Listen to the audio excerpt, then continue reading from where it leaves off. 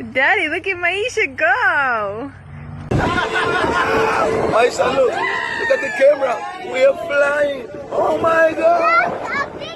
Palazzo celebrities munnange amazaalibwa ga muwala we era nga ateeddeyo akatambi bibino munnange ate TikTok munnange omwatikirivu ennyo muyite Zaila Baby aguze munnange emmotoka wali wonna era nga yiiyo abadde wali nga agiyimiriddeko ate wali wonna so nga ate ne TikTok omulala muyite muwala wa Moti Coco Must Shine ebyaddala era Must Shine munange bekoze ebintu bitya wali ne Lily Puzzle era nga bolaba mu mmotoka kakati ngenda kutandika munange wali nakatambi ka Palazzo kosa ne muwala we munange ngali mu kunyumirwamuko wali ate amazaalibwa ate ga muwala we wali wona muganda nge gwe alaba Jamina Tiyugi naye nga ngira bolaba akatambi kano.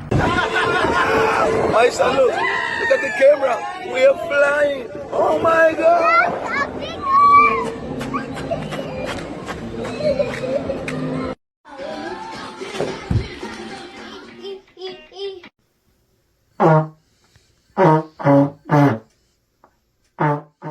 Naye nga bw'atyo munnange omuyimbi Palazzo nga bwa celebrating wali ate amazaalibwa ga muwala we oyo bw'omulabawo ne mu kifaananyi awo munnange update eyo bweti ate bwegenze kakati kansooke nkulage munnange ate wano era nga bw'olaba munnange wali TikTok omwatikirivu ennyo muyite Zaila Baby munnange nga aguze emmotoka era nga afunye ayewo munnange ate wali kapyata kakati nno kino omanyi kati bwe twogera munnange ate ku ba TikTok ate munnange wali abakolamu munnange oba abakola akasente wali ate akawera ono TikTok tosobola kumwerabirayo kosa ate ne mwana muwala wali Coco Must Shine naye nga bambi bekoze ebintu wali ate ne Lily Puzzle wali wonna muganda nge gwe alaba Jamina Tiyugi era nga boolabaawo mu katambi babadde nno ate nga bali mu goyingamuko ate wali crazy naye nga bwekityo munnange ate zi updates zino ate njagadde nzireete